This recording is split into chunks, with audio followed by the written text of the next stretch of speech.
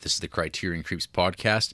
And tonight, for that Criterion Laserdisc dip for the holidays, we're talking about It's a Wonderful Life from 1946, directed by Frank Capra.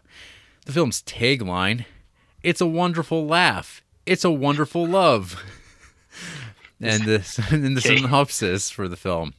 A holiday favorite for generations, George Bailey has spent his entire life giving to the people of Bedford Falls. All that prevents rich skinflint Mr. Potter from taking over the entire town is George's modest building and loan company. But on Christmas Eve, the business's $8,000 is lost and George's troubles begin. So, RJ, It's a Wonderful Life. I imagine that many people are familiar with this movie.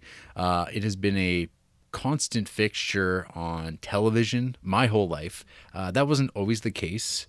There was like a window of time. It was like a weird like rights issue where this movie just like was not screened. It wasn't on TV for like, I don't know, 10 years plus longer. And so this movie totally fell out of view. When it was released initially, it was kind of viewed as just like, minor Capra's lost it. Who cares? And the movie kind of just went away a little bit. There was a colorization that happened to it in the like 10 years later, I guess. It's because that was the in thing. You got colorized. So for some people, the first time they ever saw this, they saw a colorized version of it, which is actually on the Blu-ray that I own, but I've never bothered to pop it in because what's the point? On a side note, have you ever seen a colorized movie before? Yes, I have. I believe the first attempt at watching My Man Godfrey was colorized. And I think I messaged you and I was just like, hey, wait a minute. Is this movie supposed to be in color? And you're like, no, it's not. And I was like, okay, yeah. I'll just stop and I'll try again later. The legal copy I bought was colorized, so I had to go buy a separate legal copy that was the original black and white. Yeah, the other movie I always remember is Night of the Living Dead. There's a lot of colorized copies of that floating around. But there's times where I've seen like stills of it online, and I go, oh, that's got kind of like a nice like kind of pop art sort of look to it. But I wouldn't want to watch an entire movie that way. Anyway, particularly if it was It's a Wonderful Life. So this is a movie that like it's always been around, but I did not watch this movie like from start to finish and like kind of comprehending it till, I don't know, 5, 6, 7 years ago or something like that. And I was just kind of like, oh, well, you know, I'm watching all these, the obvious Christmas movies. Gotta watch It's a Wonderful Life, I suppose. And I remember watching this movie and kind of like being just like knocked out by like how good this movie is. Because there's very few movies that exist that I think capture goodness in like a sort of non-clunky, ill, like, I don't know, cynical way. It's not non-cynical, like very like, hey, this movie actually comes from the place that it's like actually coming from. It's not trying to be like, hey, let's be sentimental because it's a Christmas movie. Because in fact, Frank Capra did not set out to make a Christmas movie at all. It's not really at Christmas that much anyways. No, but it's like kind of become attached to that so much because it's all takes place over Christmas Eve and like all the major kind of like big emotional moment comes at the end of it. But like, because one's life is not lived in Christmas Eve in itself. It's lived over the course of every other day of the year for years and years and years. And Christmas unless is just you're one a Shane day. Black movie. Unless you're a Shane Black movie and you just want to perpetually live in a constant state of red, green, bright lights and buying stuff and feeling good. Yeah. Interesting point. Yeah. So, It's a Wonderful Life. It does not have those big old colors. It's just sort of like a wet, cold, dreary affair as it goes into the night. The first time I really actually sat down and watched this movie, it always been a movie that my dad was like, it was like his favorite movie. Like, yeah, but I never actually ever saw him watch this movie. He seemed to like this movie, but I never knew if he actually had seen it all, or like, it's kind of like The Wizard of Oz is another one of those movies that he really like loves. And so when I watched it finally, I watched it and I was like, holy crap, this movie's like makes me feel ways that I've never felt before watching a movie. As far as like being like on that, like just like the verge of tears at various moments of it. To this day? Yeah, last year I watched this with the whole family at my parents' place. My dad, my mom, my sister, her husband, me and Chanel. And the end of that movie, we were sobbing. Was it? I gotta ask. Is it the part when they open the book? And it's the little message inscribed by Clarence. Is that the part that chokes you up, or is it just everything? Everything. The goddamn barrage. I don't know. And this time watching it through tears, it's like I have no idea how it works. Like, what is the formula that like just makes it resonate that way, where you're just like overwhelmed by this like pleasantness and goodness of a community coming together, and you're just like, oh man, it works every time that I've watched this movie, and there's like very few movies that are like this. It's weird. The one movie that like I kind of group this in with is Nausicaa, Valley of the Wind, where you have the protagonist. She is just like the most happy, upbeat, wonderful person ever that's ever lived, and like you just want like no one like this exists. No one can ever be like this all the time. And it's just like, I got to keep going. I've got to keep moving. And this is just like the way it is, because this is the right thing to do. I don't give a shit. And this movie, like, George isn't like that. George is like a pretty good guy, but he gets down like everybody. And there's like a reality to that I think maybe like makes him kind of relatable in that sense, that he's this person who keeps giving and giving, but he gets worn down. He gets worn down kind of like Willem Dafoe as Jesus in The Last Temptation of Christ. He's not this like the mythical version of a Christ. He is a guy that like gets beat down and he's like, why the fuck am I doing this? And this movie kind of like, I don't know, in real life you don't always get rewarded. Sometimes life just keeps kicking you down. But in movies, RJ, in cinema, you can cheat. It doesn't have to be like reality. It can you can bend the rules and make it do whatever you want to achieve something. And I feel like a lot of filmmakers forget that. So I just have to interrupt you. Yep. And I'm gonna alienate YouTube listeners, but so you were talking about how you feel like Nausicaa has that feeling for you as well. In the preamble, I was talking about the movies that I really liked. My first time watches from last year. And I was talking about that wholesome movie, Brigsby Bear, and how I really liked it. And that you basically articulated my thoughts on that, where you're like, I don't really know why it works, because it's like a really happy person and everything just kind of comes together. That's why I liked that movie, Jarrett. Oh, okay. I don't know why it worked. It just kind of all came together. Right. So I just want to hit you with that. But you keep talking about George Bailey and all his crazy adventures. Yeah, so George Bailey, as RJ just alluded to, played by one James Stewart. So, yeah.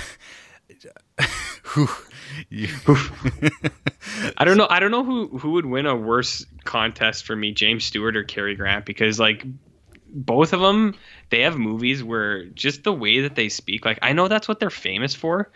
But like, especially like Jimmy Stewart and Cary Grant and like Charade, it's just like, why are you talking like this? Like, what happened to you that you talk like this? Well, like, I don't get it sometimes. It's a different America, and even when you watch you watch a Jimmy Stewart interview in his like 90s, and he still talks like that. But what about Cary Grant? Was he the same way? Probably. It's just a regional accent. That's how they talked, and probably that accent has died out along with them because. I don't know anything about accents. People never tell us about anything like that. Yeah, exactly. I don't think accents exist anymore. Anyway, so this is a movie. It opens up with this like beautiful atmospheric shots of the town, of these houses, and you have these people giving these like really like desperate prayers for some like divine intervention on behalf of this George Bailey fellow. We don't really, so the first like 15 minutes we don't even see Jimmy Stewart. We just get these atmospheric shots of Christmas Eve night, all these people giving pleas to help him, whatever can happen. Then we get the strange space shot, which is always like I always like remember, because like I've seen the parody of this before. I'd never seen the movie. I'd seen it in Simpsons. I've seen it in Beavis and Butthead. Futurama. Yeah, exactly. Like it's existed in other things. and you're like kind of like, oh, this is weird. And it's like, okay, in this universe there's divine entities, there are angels. It is very much operating in that world view. And then what happens is it's this angel, this Clarence, little blinky light, odd fellow, and he's being given the lowdown on the entire history of George Bailey, which I guess is being presented as a film still, like, or it's like a film reel, because there's points where he's like, oh, slow down there, slow down. Look at that face, Oh, he looks like a swell guy. I like this guy. And so yeah, we get the little flashback to the young adventures of George Bailey, where he saves his brother from drowning, where he loses the hearing in his left ear. Then we kind of fast forward a little bit to when he's a little bit older. He's one of those underage youth workers that were all the craze back in the 1919s. Yeah, working when he's like 8 years old and he's running an entire like drugstore. I think he might have been 11. You know, he's like 8, and he's running an entire drugstore. So we get like already the sadness kicks in this movie, the melancholy, because we get the goddamn pharmacist who you're like, what the fuck's wrong with this old dude? And it's like, and then it's all subtle stuff where you get the little, there's a letter on the desk saying that, sorry to report that your son just died of Spanish flu. And the guy is just like a mess. And like, there's nothing really brought to it, but you know that this guy is getting liquored up to drown his sorrows. And at the same time, we're also getting introduced to the two kind of love interests for George, as young girls. And you get this cute little interplay between them all. Great little dialogue. You can get this like incredible little moment where Donna Reed's character, Mary, she like whispers into his deaf ear. Yeah, and he never hears it. And it's like so good. You're just like, man, what a little attention to detail, because it's so quick, and it just buzzes right by. And then we get George trying to ask his dad about the pharmacist, saying, I think there's something wrong with him. I never know what to do. But in the meantime, that's when we get his first encounter with Mr. Potter, old Lionel Barrymore, the local, the ageless man, the ageless villain of this film, who like looks as old as he ever does, which is like kind of an interesting touch, because when you're a little kid, old people look really, really old. And then when you grow older, you're like, you look at people who are around that same age, and you realize, oh God, I'm like that age now, and I thought people were ancient. And so I like this idea that this guy's perpetually just like ravaged by time, and just like doesn't change. And because Andrea brought that up. She's like, why are these guys ageless? Like him, and then the drugstore guy, like Bowers, whereas like, and I was like, I think it's got to be intentional, because they could have did some makeup to make him look older. Like Citizen Kane had some pretty spectacular. There's a big difference though in the scale of production value though too, because this is a small, like a lot of the money went into that town, like the Bedford Falls town. It's like I was like just watching the making of on this, and it's like it was like a huge block. Like they really had like a little community built up. Town. So I think maybe like the things like age effects, they were kind of like not bothered by. They're just like, it's a parable. I imagine like that was probably it, but I kind of like your take, and I'm gonna spin it even farther, where it's like I think it was just intentional. It was like it's like this old evil guy, he's probably around for all time. He's like 800 years old, and he just looks like that forever. So on the flip side here, getting ahead of myself, there is a TV remake of this that I watched this afternoon from 1977. It's a gender flipped TV remake called It Happened One Christmas. Okay. And so George is a woman, and she does everything that George does. It's almost like it's a line for line remake, like dialogue wise, and they cut out some scenes. But the guy who's his character's named George in this, he like they do the scene where they're in high school and they're doing the dance scene. The guy's 45 years old, and there is no attempt to make him look younger. Here it's like, so I was like wondering, like, well, how old is Jimmy Stewart here? And so he is like 38 or something like that, but he's like a real baby face. Like he kind of like look, because he's so skinny, and like he looks like when he's like dressed in like the high school outfit and whatever, like you don't really think of him as like looking 38 years old. But holy crap, this dude in It Happened One Christmas, it's so brutal. Like, it's like, this is clearly a 45-year-old man, and he's supposed to be like at the high school dance, and like everyone's like, no, these are middle-aged people. It's like, there's no attempt, and that's 77. Yeah. Like they didn't even care. So I'm like, kudos to Frank Capra for just like going, this is better. And it's also color or black and white, so you can kind of get away with like that a little bit more maybe than like 77 man with 70s hair in 1928. Anyway, so yeah, we get the pharmacy scene, and we get to watch George, who comes and confronts the pharmacist about why he didn't deliver the drugs, get clambered around the head, just fucking giving the goddamn hand. His ears bleeding.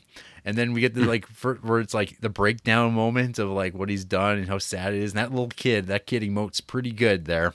Oh yeah, he was bleeding ears. Yeah. You're just like, fuck, I feel bad for this kid. It's not your fault. Oh my God. It's not your fault. Yeah, it's like pretty, because like up to that point there's like sort of like a goofiness to like kind of like, oh, he's drunk, bah, and it's like he's playing drunk, but then it like gets to like the moment that where it all kind of pays off. Smacking a little kid around. Yep.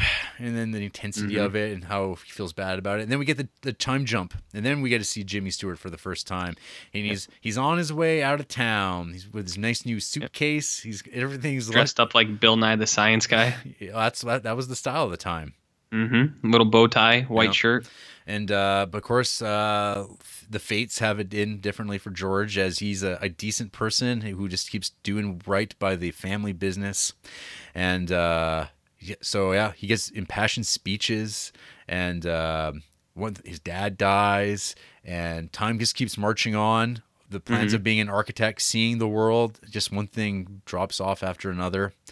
Donna Reed shows up, and you think, oh, they're just going to hit it off, and it's all going to be the big old romance. And oh, look at that Violet, va va voom. We get some comments from a lecherous police officer saying, I better go home and see my wife. And off he goes, and you're like, what does that mean? What does that mean, Jarrett? He's going to fuck his wife because he's got a big boner. Merry Christmas. I'd like to take another moment to distance myself from the opinions of Jared Duncan. No, RJ, that officer was going to go home to reaffirm his faith and commitment to his wife because he felt very tempted by her. Okay, I'm on board with that. And then they're going to have sex without condoms because that's a sin. Fucking sailors. And have children. Oh.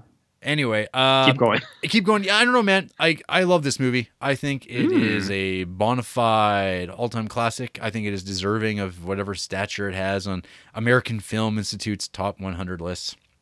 Where is it on the top 100? Like number 4 or something? It was like 9, and then I think it might slip to 11, like a more recent one. It's in because there. Hereditary and Get Out pushed it out at the top 10. Probably. That's and whatever. Keep going. God damn it. So anyway, yeah. I'm going to throw it to you because I could gush about this movie. Everyone knows this movie. Things just keep not working out for George, even though he keeps doing the right thing over and over and over again. Shit just keeps getting there, building up against him. And then one day he's out a lot of money. I saw somebody recently on Letterboxd say that I don't know if George would have lost it over just $8,000, but I'm like, that's $8,000 like 80 years ago. I investigated, adjusted for inflation, that's like losing $100,000. And it's just like, oh shit. And it's like, you're worth more dead alive, and it's like, yup. So the whole movie is building toward that initial cold open comment of all these people praying, where George is on top of the bridge in Bedford Falls, and he's going to take that icy plunge so his family can collect this insurance money. So again, in his own death, he would be doing it for everybody else, not even for like selfish reasons. And that's when Clarence, the old man, the clockworker, the angel, shows up and winds up one way or another presenting to George a world without George Bailey. And we get the thing that's been much parodied and mined by television for years. There's this really funny list on AV Club. It's like 22 television shows that have like used It's a Wonderful Life as an entire episode template. Sometimes they've used it twice in its own series run. Just like the influence of it and presenting this idea. And it's a really it's a science fiction-y idea, like at the heart of it, of presenting like a world without you. And just like the fact that like, yeah, you out of the circumstance and everything just kind of spirals out from there. I always with Mary, you get the worst fate of all, being a librarian. I think that's really funny. It's like, you're not gonna like it. And Yeah. it's like, well, what is it? And she's closing up the library. An old right maid. now. Oh yeah. An old maid she never married. And it's like, I feel like that's maybe like better, I guess. It's not bad. It's not bad. Instead of like seeing her like with a different family and being really happy, like I feel like that would have been way more of a bummer to him than being like, well, she never met a man that she loved. And it's like, well, yeah, because it wasn't him. So I think it would have been way more of a bummer to be like, look how fucking happy she is. She's a movie star. She's got 18 kids. 10 of them are adopted from third world countries. Look how good she's doing. Yeah, maybe you should be dead, Georgie. Yeah. Maybe you should be dead, but instead it's like, she's a fucking librarian. Yeah. What a loser. What a loser. Yeah. So you get all the signs. Nick gets to run the place, and he gets to be belligerent. And there's lots of dead people. You get the biggest, one of the big things. You're like, oh man, that's huge. Is like the whole idea of like Harry being dead and what that means for this reality, and that means a whole lot of other dead people. And yeah, then it all pays off happily ever after in one of the most earned, in my opinion, endings of just like pure like ecstasy of like happiness. Of like, wow. Yeah, I think this movie's incredible. I just want to read this little thing from Wikipedia that Capra said in an interview for the Wall Street Journal back in 1984. It's the damnedest thing I've ever seen. The film has a life of its own now, and I can look at it like I had nothing to do with it. I'm like a parent whose kid grows up to be president. I'm proud, but it's the kid who did the work. I didn't even think of it as a Christmas story when I first ran across it. I just liked the idea.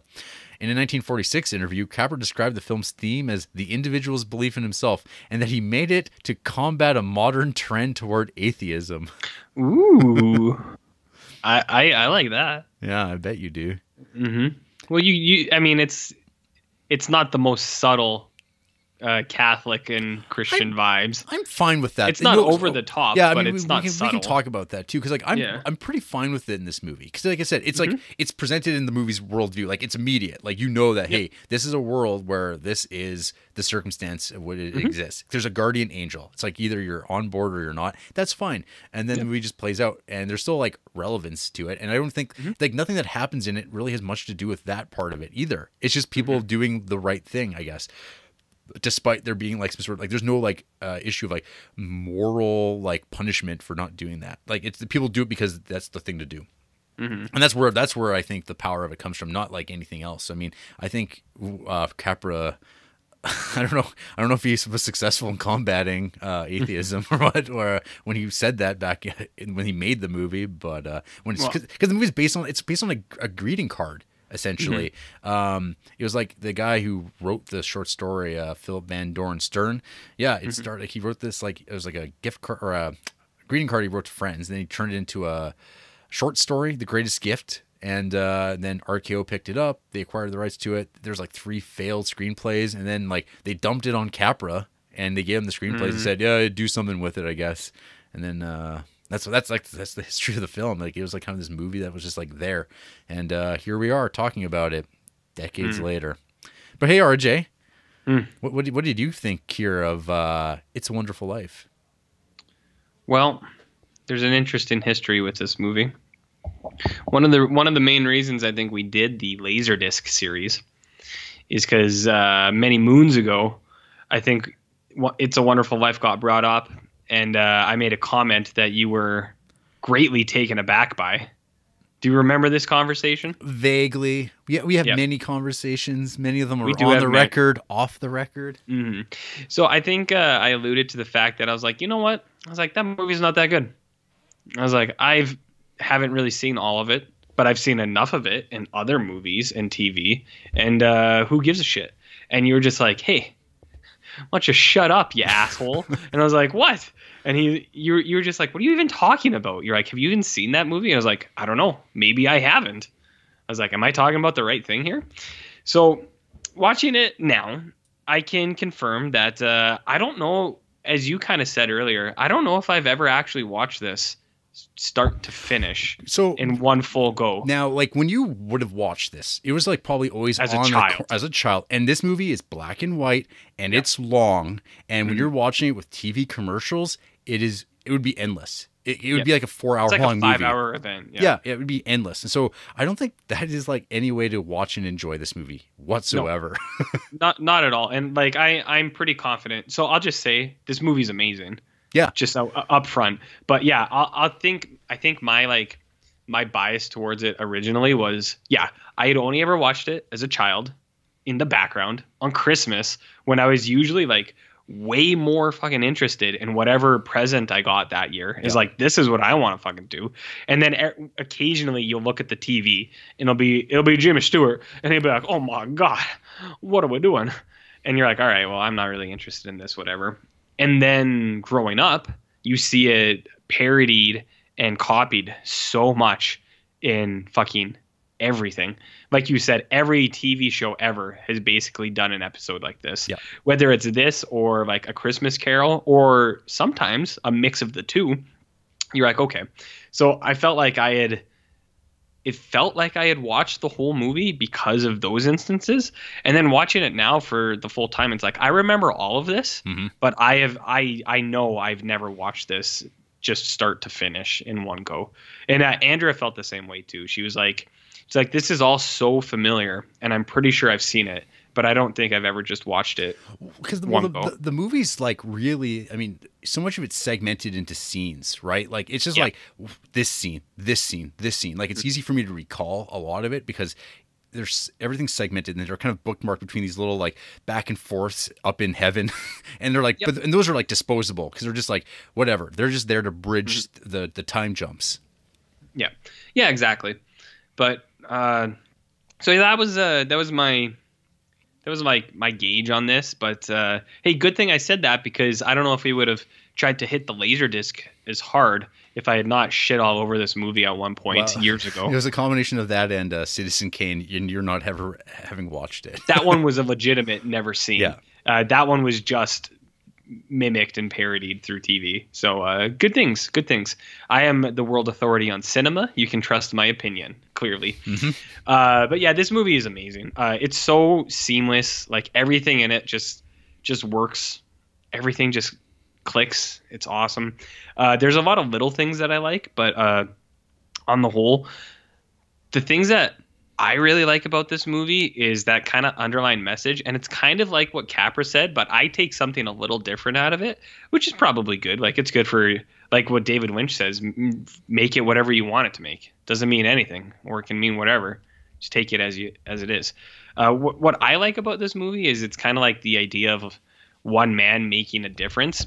And not even that it's like one man's life is so important, which is kind of like the point of this one, but going a little bit farther in that, I like it's kind of like a statement saying that it's like, it's okay if not even that, if you don't do all those things yourself. Like his brother is the war hero, and then like this person does, his friend is the billionaire who opens the factory. I like that this movie, it's like, it doesn't matter if you do all those things. It's okay to be the guy who stays at home, which is essentially George Bailey, right? Like his role is more important because he influences all those people, right, but he's also the guy who stays at home. But the thing with the movie that I think where it works is that you don't realize that is the opinion of the movie, because the whole time you are supposed to be frustrated. And I think like an ambitious person that has like kind of hopes and dreams for themselves and the things that they want to do, they can relate to those things about having to resign themselves to like family obligation and like, hey, I don't have enough money to go do that thing. Like in this movie, it's like, hey, he actually had that, but then something came up and it wasn't like a financial thing. It was like, oh, something bigger than what I want to do has come up and I have to do this because it's like I am like fundamentally a good person, and for me to go against my character to be selfish is just like not acceptable. And that's the thing. It's like, how many movies can do that at all, or even consider these things? Like it's pretty like, and now we live in an even more cynical age than like this movie, which came out like was made and got released like right after World War II. And like that's like the like kind of where things start, like America, the concept of America starts getting a little darker. It gets a little bit more Pottersville. Yeah, exactly. But that's kind of my point, like where you can take it as both things or you can take it together, which is like what I'm taking it as, where it's it is that it's like one man who kind of gives up those things but can still influence other people's lives. But then at the same time, it's like, but you know what? It's like, even if you don't think that you're making a big difference, if you are the guy that like has to resign certain things, like how you said, that's good too, because you're still kind of like serving a purpose into society, even if you don't think it's like important, or you don't think that you're making like a big difference to other people. So I like that. It's a nice message. It's wholesome, like you said. It's wholesome, Jarrett. But perhaps naive. A little, yeah, it's a little naive, but yeah, because I think it's funny when you do see Pottersville, you're like, oh, that is what the world became. You're like this horrible, or like not horrible, but it's like, you know, bars on every corner. There's the whorehouse. You can tell Pottersville is evil because at the town center there's a sign that says "No dogs allowed," and you're like, oh shit. This is a bad place, because in the very next scene when he comes back and he's like walking through town square, there's like dogs, there's like birds flying around and shit like that. You're like, oh yeah, the absence of animals is always the signifier of like an evil place, because that would be the first thing to go. It's like, fuck these dogs, we need meat for the whorehouse. Yep. Right. That's what they were going for, right? Yeah, they're dog eaters in Pottersville. Dog eaters, yeah. Well, actually, fucking Jimmy Stewart, he drops a very casual one like that. It's like when he's like, I'm going to college, Dad, but first I'm gonna go to this party. They're eating dinner together. There's a scene in that scene. The dog is barking, and just super casually, Jimmy Stewart turns around and he's like, hey, shut up. And I was watching, I was like, whoa. I was like, why is that in this movie? Why did they keep that in here? Because it seems like it was just him legitimately telling that dog to shut up, which is like fine. He didn't hit it or anything, but I was just like, that's such a weird thing to include in here for this this angelic character. Well, maybe it's funny because it's like he's like talking to the dog, because he can't even be like, he's like the dog's being a loud and obnoxious person and he's talking over everybody. He's like, hey, shut up. Yeah, he's like, hey, shut up. But yeah, that's my own problems with Jimmy Stewart, because you know, telling dogs to shut up. But I guess that's maybe George Bailey. But he is one gangly fuck, this guy. Did you know that he is 6'3"? Yeah, he's tall. He's tall. He's yeah. He fills out those pants in a weird way. I guess I'm about the same height as me. What do you think? You're 6'3"? Yeah, I'm about there. Pretty. I gotta tell people here. Jarrett is 5'8". And I don't know where this 6'3" illusion came from, but that is not accurate. What? Yeah. Yeah, you're clearly 5'8". Oh wow. Is that so? 6'3" is my work rate. Like that's my work stats. Yeah, that's your work stats. I'm 6'3", 250 pounds. Yeah, 250 pounds. You are a peak physical specimen. Yeah, but anyways, he's really tall. And those old clothes sometimes aren't the most flattering. And when he's got his pants are like, his waistline is over his belly button, you're just like, holy fuck, look at this guy's legs. He's a gangly fuck. But I don't know. Anyways, other than Jimmy Stewart's weird appearance, and he also talks kind of weird, Andrea made some connections to Nicolas Cage in this movie. She's like, he kind of sounds like Nick Cage. And a lot of his like mannerisms are like Nick Cage too. And I was like, interesting theory. And I was watching it, and I'll maybe compile a comparison and put that out on one of our many fan pages. But it's pretty real. She does notice these things a lot. And the other times I brought him up on the show, you're like, now that you mention it.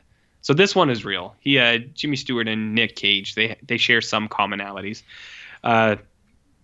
There's a lot of things I like in this movie. One thing more than anything else is some of the dialogue that is shared between people in this, where it's just like, I fucking love it so much. Like some of it is so smart and so witty and so funny, and some of it is just dated and like weird, and you're just like, it's funny to hear it.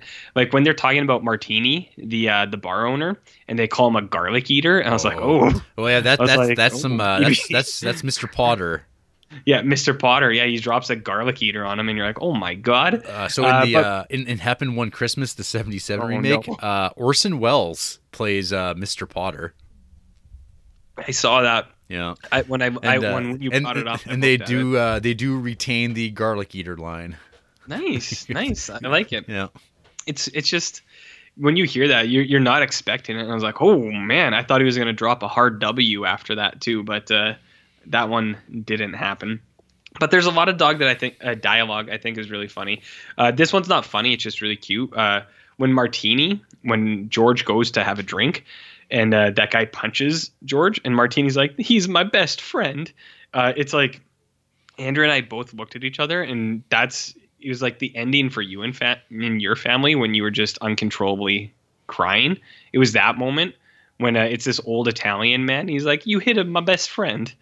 It's nice, Jared. It's wholesome. Mm-hmm. But I like the reason that guy hits him because when Jimmy Stewart's on the phone, one of my favorite line in this whole movie, I think, is when he's talking to the guy. He's like, "Give me a chance to tell you what I really think of your wife."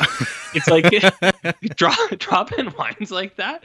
It's just like, "Let me tell you what I really think." He's like, "Let me tell you what I really think of your wife." It's awesome. It's hilarious.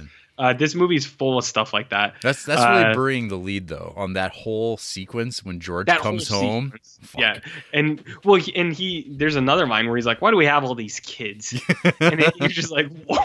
You're like, "Whoa, what's going on, George?" But there's why do you have the kids? And then he takes the phone, and you're just like, Jesus Christ, this man's really laying into it.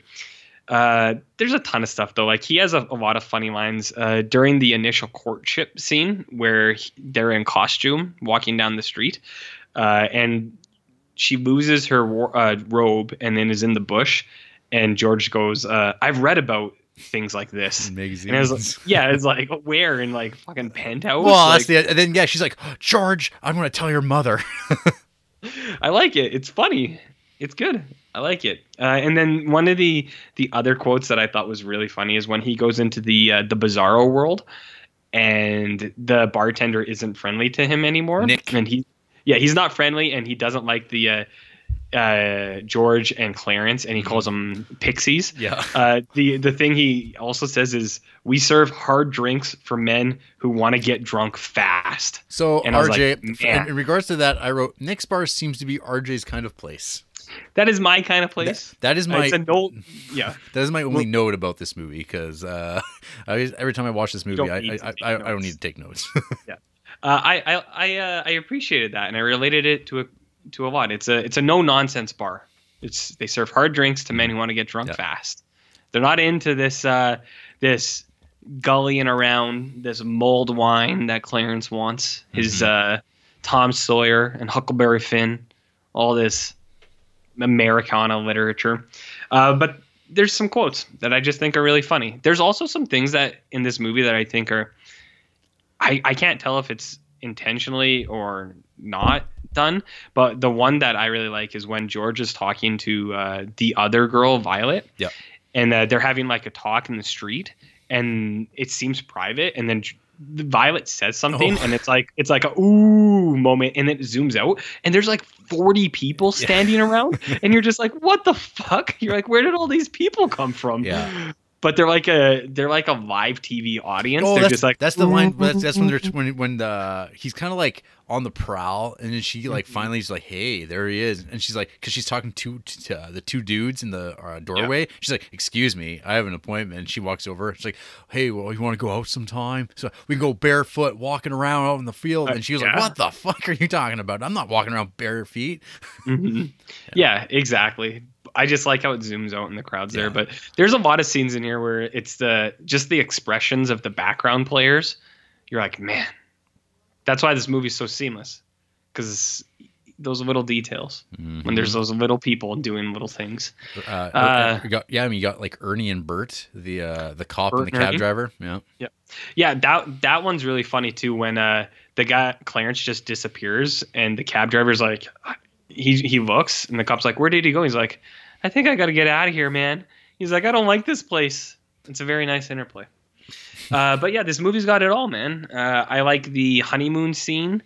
Well, the whole marriage thing is awesome. Like where he has to run to the bank, and then you have very tense moments, and then you see him realize that he missed his honeymoon, and then he goes back to this dilapidated house, and she has it all set up, and she's rotisserieing those chickens via the record player. It's all there, man. It's all good. Well, and I like it all. Or you even get like the great thing where George begrudgingly goes over to Mary's place and and he's so shitty. And yeah, he's just like such an ass because he's so like he doesn't like because he's kind of like, oh, I don't want to be here. I don't want to get married. This is garbage. And of course, like Mary's mom's just like, you're waiting for Sam.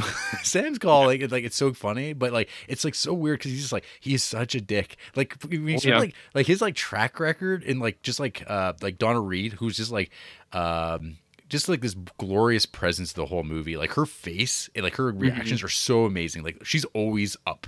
Like she's there. Like there's like not very many people that could deal with George Bailey's crashes, I guess, when his highs and lows. Yeah, when he's just like a mess and she's like, well, I just have to work through this and make it work because someone has to do it for things to function. And like, yeah, just like that whole back and forth of her like doing all the sweet things. You're like, oh, hey, I'm going to play the song, the buffalo, and oh, here's the little drawing I did of you lassoing the moon. Him just like, oh, pretty good. What is this, a joke? Pretty good joke. Yeah, yes, yeah. Oh, I just want to sit down here or whatever. I mean, what is this? It's just so belligerent and mean. And but it's why are you here, George? Why am I here? I don't even want to be here. Yeah, he's a real prick. Yeah. It's like when he comes home at Christmas and he's like, you kids suck. And he's like, why do we even have all these kids? Stop playing that fucking song. But you get that moment, though, like when he's like sitting in the couch and his kid comes over and he just like grabs that kid and is just squeezing him for dear life. It's just like, oh, man, this is like the darkest Christmas story ever. Because it's just like his like I don't know, that toxic masculinity thing gets bandied around a lot, but I feel like that scene, it's kind of like, whew, and it's like her like protecting the kids after his like big like freak out on the phone, and she's like kind of like giving him you should maybe leave for a little bit. You should get out of here for walk it off, go to your mom's, like don't be here because yeah. But there's those moments though where like when he finds out his daughter's sick, like he completely snaps out. He's like, "What? What do you mean she's sick? Like what? Because he's like thinking about like, well, I had pneumonia and then I lost my hearing and it's like subtle thing. They never talk about it. They're not like saying it's like that time I got pneumonia and like it's like no, it's just like, oh, that's like a thing that like if you think about it, you're like, oh, that's why he like. His concern kind of comes back and then he gets mad and he's mad again because he's mad at the teacher saying you sent her home without her jacket, and then he's like pissed off about the house, how drafty it is. I'm not surprised all of us don't have pneumonia. Yeah, I was gonna say it's funny that even then there was that stigma towards teachers. It's like, well, what do you know? It's like, you shitty teachers. It's like sending your kids home with your coats open. Give me a minute to tell you what I really feel. Yeah. And then Uncle Bailey, he's a real fuck up, isn't he? Oh, well, actually, it was funny. We were watching this and Andrew's like, so this movie's really just about the warning signs for early onset dementia. And I was like, oh shit, I guess. Well, it's also, he's got like a squirrel and a raven. You're just like, what's going on here? But it's also like, it's like I mean, there's like this lesson learned in there about like gloating, like really like being exactly. Yeah, and it's like, look how that paid off. And then like, oh, Mr. Potter just keeps the money. Nothing. He's like, I'll just take this. Nothing ever comes of it. He just like stole $100,000 and kept it, and it's like, oh, that's all. And there's no repercussion, I guess, other than the fact that he'll die alone, other than his right-hand man by his side, all Kane style. Yeah, but that right-hand man's gonna eat him for sure. Yeah, absolutely. Take all the money. Yeah, you know he will. Mm-hmm. Yeah. Yeah. Yeah. Yeah. So anyway, I'm glad, RJ, that you've learned a valuable lesson. I'm glad that I, as your guardian angel through this podcast, led you to watching this film to make you appreciate this is a fine piece of filmmaking. This is one I think I probably would have revisited eventually, but I'm happy I watched it now. Yeah. Well, I mean, because Andrea really liked it too. Good. And she's not always on board for these, so she really liked it. And I was like, nice. I feel like you'd have to be a particular kind of monster not to be wowed by this movie. Oh, and real Jarrett. We'll get there, RJ. We'll get to those types. I just want to mention as well, there is a 1990 Family Channel for our Canadian listeners, Canadian film. That's a sequel of sorts to It's a Wonderful Life. A sequel called, okay, weird. It's called Clarence. and it follows the adventures of Clarence after he's got his wings, and it takes place, in 1990. It is abysmal in a way that like the remake, the 77 thing. It's just unnecessary. Like no one needs to watch it ever. But Clarence, it's brutal. In the preamble, we were talking about Pottersville, which has absolutely like nothing to do with It's a Wonderful Life. And it's just like unbelievable that this thing exists. Clarence is just like, oh, I can understand why this got made. This is made by like bad, like I'm assuming like kind of like Christian filmmakers making like these types of hokey family movies. It starts Robert Carradine, who's like, I don't know, in his 20s, 30s, playing Clarence. So Clarence is he's de-aged for some reason, and like he's on Earth, but he's completely clueless how things work now. Even though he was never clueless, he was just kind of like a fuddy-duddy old man. But this guy's just like, oh, what? Elevators? How does that work? Cabs? Oh, there's a guy robbing a bank. Oh, sir, you dropped your money. And it's just, all right. And there's like, it's about like this woman who's getting depressed because there's a corporate takeover happening because someone wants to develop like edutainment, like voice modulation. Classic. Yeah. And there's like a bit where they're like looking in front of this like computer with like a little cartoon character. It's based on her dead husband. But the problem though is like when the kids talk to the computer, when the kid talks back, it's in total gibberish. It's like, it's like, I burst out laughing. I'm like, what is this? Why did this movie get made? This is just the bullshit. Because it's like he shows up before she tries to kill herself too. And he's like, oh, I can't remember. I'm supposed to change the chain of events. I don't know what's going on. Oh, and it's like, and of course there's like a creepy kid who's like Joseph, the superior angel god, whatever. And he comes down. Clarence, you can't tell people you're an angel, otherwise you'll be trapped on Earth forever. Like, it's terrible. It sounds like a good show. Okay, well, I'm glad I sold you on that. Yeah, well, I mean, the way you painted it, it just sounds magnificent. Yeah, well, and the director, Eric Till, his biggest claim to fame for me, he directed A Muppet Family Christmas, The Christmas Toy, but my favorite was To Catch a Killer, which is a telling of John Wayne Gacy, the serial killer, starring Brian Dennehy as Gacy. That was a good time. It was a mediocre TV affair, and this is just somewhere way below that. Again, sounds like a good movie you're talking about right there. Yeah, very good. And apparently there was also a Hallmark Channel remake of the 1977 film, so it's also a gender flip movie. And it was called The Christmas Spirit. And apparently the plan for that was to make a television series, which ended here. Like, you ended it, or? Oh, I ended it a long time ago. We're now living in Pottersville, so... I don't think you would like that, though. I mean, I would fit in fine, but I don't think you would like it. No. Well, I don't exist anymore, so that's okay. Maybe you never did. So, RJ, you want to hear about who hates this movie? AKA, people no one need ever take seriously, ever. Yeah, because I feel like to hate this movie, you really have to... You have to be trying to prove a point or something. You have an agenda.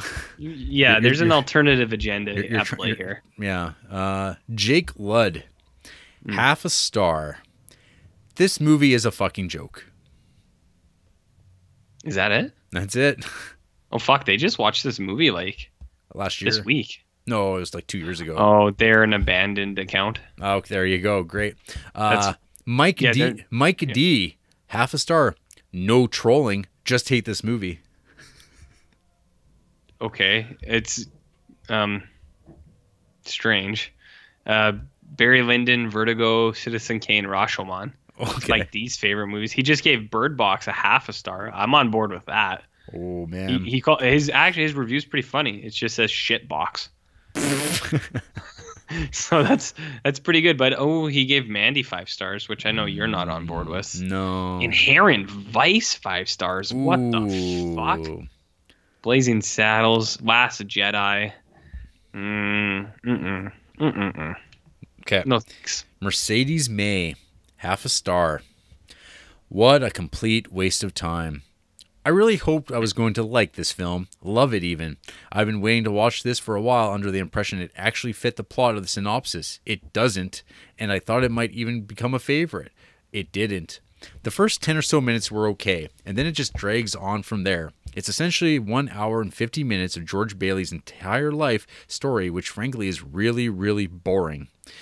It only gets to the actual plot where he wants to kill himself and meets the guardian angel until there's about 20 minutes left. False advertisement much? Not only that, I thought it would be a heartwarming display when the guardian shows him what life would be like had he never lived. No, it's 20 minutes of George Bailey screaming and shouting about nothing. Conclusion, wasted nearly 2 hours getting to the point, and then when it did, it was the world's most boring man just shouting his friends' names over and over and over. That's literally it. So I'm looking at Mercedes May here. Yeah. And hearing your review, I feel like she got really hung up on the synopsis, which if our podcast has done anything, it's shown that the synopsis are rarely in line with what the movie is even like. Mm-hmm. So to get like mad about that, I feel like that's baggage she's bringing to the table. That's got nothing to do with the movie. Mm-hmm. I want to talk about the movies that she rated half a star. Okay. Because I feel like some of these are very unfair. Like It's a Wonderful Life, Planes, Trains, and Automobiles. Aww. Here's one, Jarrett. Twin Peaks: The Return. Aww. Half a star, which I feel like is trolling. But here's her 5 stars. A movie that Jarrett loves, and Jarrett is a big fan of, called Baby Driver. Lolita 5 stars, which I don't really... Lolita's not the best Kubrick movie. No. But in a very weird note, Twin Peaks, the original, is 5 stars, but not The Return, which I'm very confused by. Very confused. Very confused. Heather's 5-star too. Huh. That's a pretty good movie, but it's definitely not for everybody and not a 5-star affair. Miplo. Bah. Overrated. Couldn't get into it at all. Half a star from Supreme Chun. Stop rewatching this shit. Oh my fucking god. What the Norris? Half star. This is like my number 2 most hated movie in the entire world. I first watched it because my dad said it was his favorite Christmas movie. Dad, you let me down. This movie is depressing as shit. I refuse to watch this ever again. Yeah, but see, I feel like stuff like that is just because I've said that too. Like last week when we were talking about what was the movie we watched last week? Jesus, I can't even remember. The Cranes Are Flying. I was like, that movie really bummed me out, and I don't want to watch it again. But I'm not an asshole that's just like, oh yeah, the movie sucks. It's so depressing. It's just like, yeah, that movie was really depressing, and it would bum me out. But it was a good movie. Just because a movie's sad doesn't mean it's bad. Another half star here from Jude West. I never want to think of this movie ever again. God, fake ass. I don't know. I'm not on board with this person. Yeah. Ratings are a lot of these people, their ratings are all over the fucking place. Like, I don't know. So I also, before recording, I watched the Beavis and Butthead episode of It's a Miserable Life. And it's about a Clarence-like figure named Charlie who comes down and visits Beavis and Butthead on Christmas Eve. They went out to go like get some chicks and whatnot, and all the stores were closed because it's Christmas Eve and raining. And they go across a bridge, and Charlie hops down there and basically is encouraging them to kill themselves because the world would be a better place without them. And then he shows Butthead what the world would be like if he had never existed, to prove that, hey, maybe you should kill yourselves and life would get better for everybody. And of course, Butthead's like, no, this place is horrible, even though everyone's more happy and confident and getting along just fine. And then, of course, old Clarence Charlie, he just fails at his task at hand. It's been a while since I've watched a Beavis and Butthead episode, and it still makes me laugh very much. They also did a Christmas Carol one that is actually better. But I love me some Beavis and Butthead. But hey, and also I know you're only halfway through watching this, but that Family Man, the one thing that I was thinking of when I was watching that movie and like kind of maybe helped add to my enjoyment was I kept thinking about Dougie from Twin Peaks: The Return, and like how this kind of like fits into that like view of like you have like a person that's like hyper successful, a Dale Cooper, and you shift them down into another like a lower grade lifestyle of like a man who's just living a life of being a degenerate gambler or working for an insurance company running scams, but he then becomes a family man and has a honest living, and how how there's merit in that as well.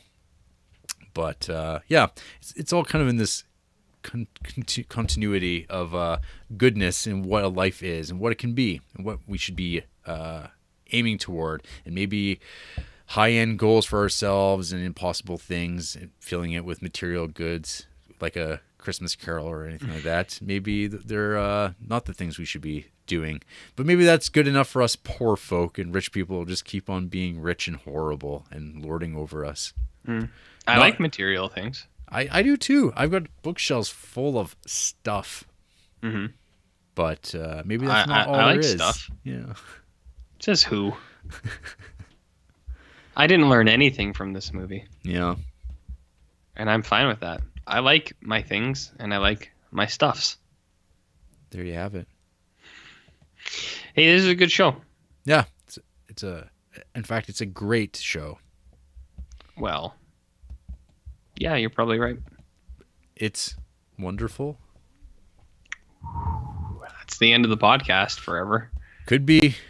Pull things like that. No. Oof. After the break, all our listeners show up and give us a whole lot of money because we lost our money. And I did lose. Yeah. Or as in the Beavis and Butthead episode, it ends with Jimmy Stewart saying, "Oh, all these people are giving me money so I don't kill myself." Well, it's not wrong. So yeah, I'm on board with that. Join us on Patreon. Yeah, so that nothing bad happens.